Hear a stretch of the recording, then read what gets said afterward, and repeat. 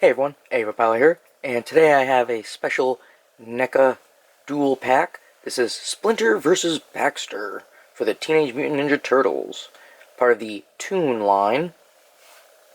And there's Baxter and there's Splinter. They both have a bunch of different accessories in there. And if we turn it over here, we get a nice shot of Baxter.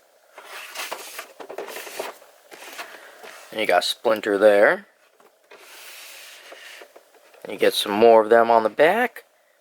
And you also see some other figures and some writing. After being accidentally exposed to radioactive ooze, 4 ordinary household pets are transformed into a band of wisecracking, pizza-loving, villain-dicing adolescent reptiles.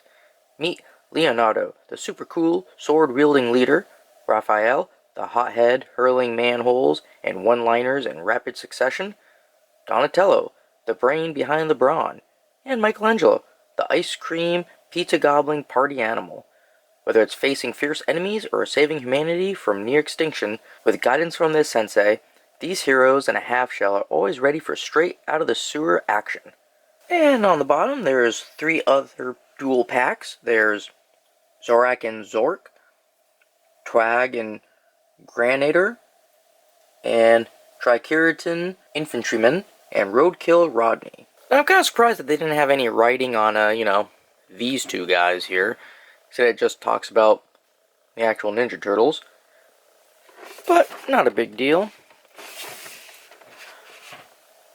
So, I actually found this at Target. Well, it was there a while ago. This has been the only one. And it's actually been in a couple different spots. It seems like people keep picking it up. Target has like that whole adult collector section with NECA and McFarlane toy figures in it. But it was there, then someone moved it over to the regular action figure aisle, and then someone put it in the Lego aisle. And I just keep seeing it every time I would go. But I decided to finally pick it up because I actually have the new 7-inch version of him coming in the mail today, actually. So I'll be doing a review on that too, either today or tomorrow. But I figured I have to have it. I don't really care for the Splinter. I was never a Splinter fan. But I definitely like Baxter. I still have my original Baxter figure from, well, the original line. Late 80s, early 90s. That was like one of the only figures I kept. Let's get this open and take a closer look. Alright, well, here they are out of the package. Now, let's go over the accessories first, because they came with quite a bit, as you could see from the front of the box. The first thing I noticed, I took everything out, was it came with this cool little placemat.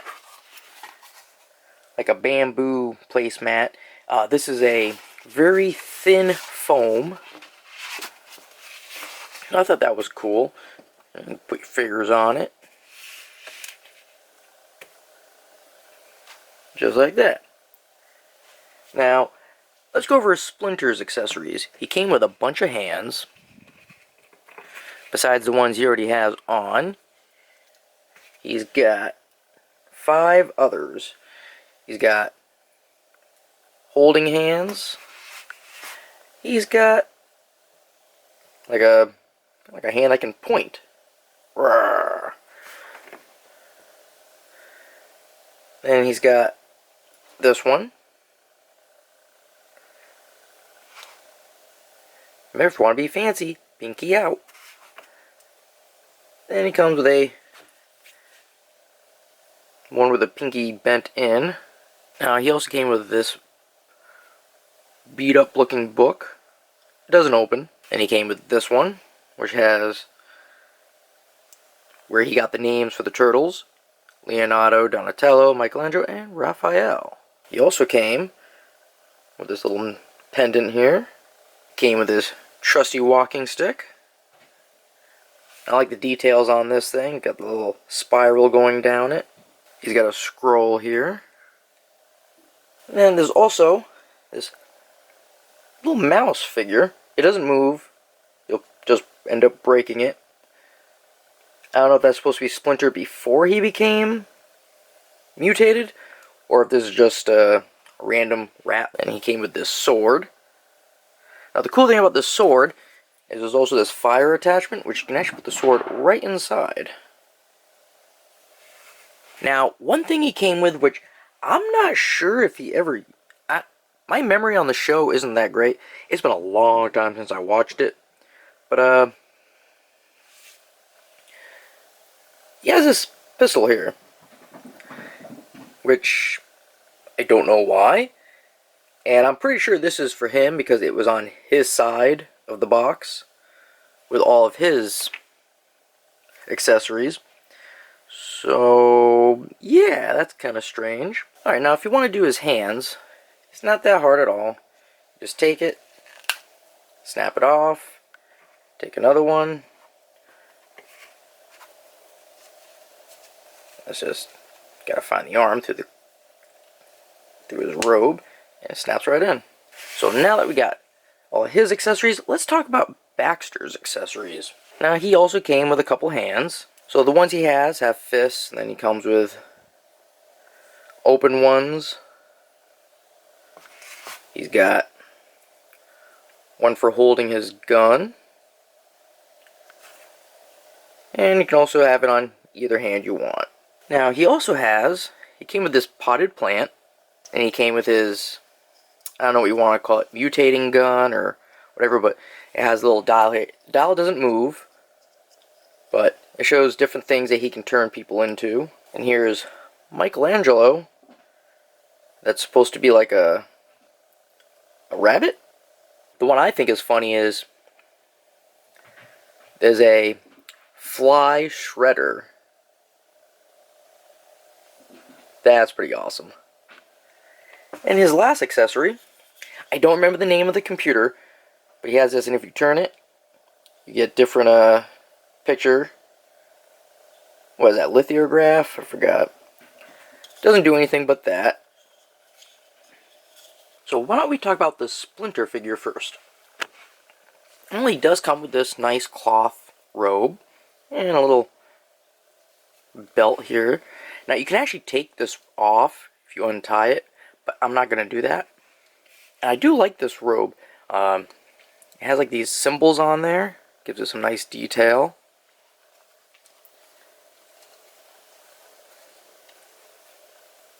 Now if you look at him, his articulation, he has his head. You can look up, not much. He can look down pretty good. I mean, there you go. His head does go all the way. And right below his head is the neck. That also, too, can move around. Now, what I like is his mouth can actually open. And then if you go a little bit further down, we got his arms. Pretty good reach going up. They could spin all the way around, but with the robe on, not going to really work out too well, because then it gets all twisted up. Take a look at his elbows. They are double jointed. So we can bend that. And look at that. Really good. It almost goes all the way back to touch. You can rotate up here. So you can rotate the arm all the way around. Pull that back. And we got his hand. And that'll go all the way. And it has a little flip-flap action. Now his body, which is hard to see because of the robe, has that area here. So it can spin all the way. It has a little, not much, but you can kind of tilt him in different directions, but not really. And we got the legs. Now the legs can go like this. Pretty nice. And they would spin all the way around. Oh, okay, I actually managed to make it through. Alright. And then down here, you can rotate that section above his knee.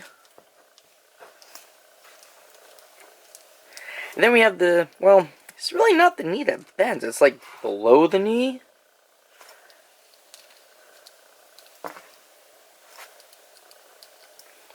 Then we have his feet down here.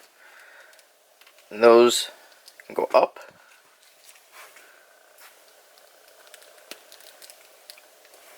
or straight. And they do have a pivot. Then we got the toes. Now, the toes on him were really kind of hard.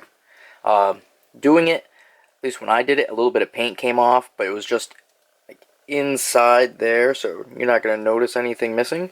They can go up, and they can bend down. Oh no, it's not a bad figure.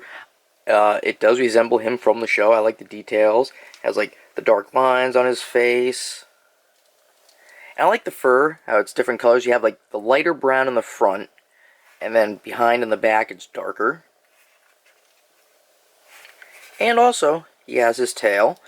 Now his tail can bend forward and back. And you can spin it. The ball joint there. And his tail is a bendable tail. It has one of those wires inside, so you can actually just bend it. But now, for my favorite one, Baxter. Now for him, he's a little different. You're going to notice. So we'll start with the head. His head can spin all the way. He can look down. He can look up. So he already has a little bit better movability on that than Splinter does. And we got his arms. Now they don't go as high as Splinter's, but almost. And now these will spin all the way around. And it's easy to do since he's not wearing a robe. And right down here, but he gets a good bend on that. And you can twist right here.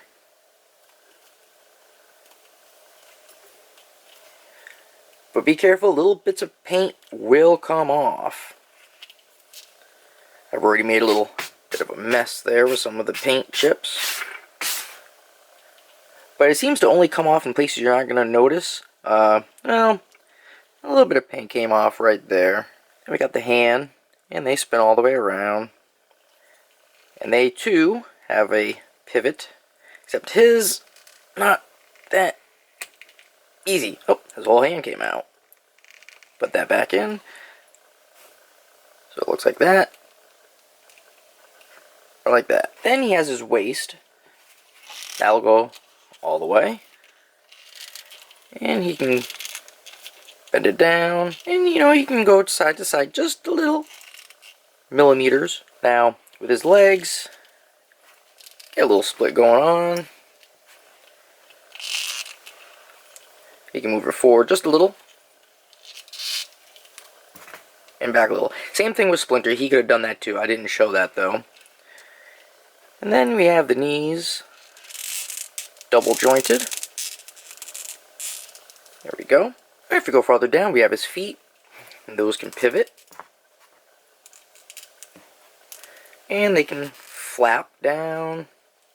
Now, he's not done yet, because he has his wings. Those can rotate around. And they also can flap. The same with his extra limbs. Right here. These ones can move all around.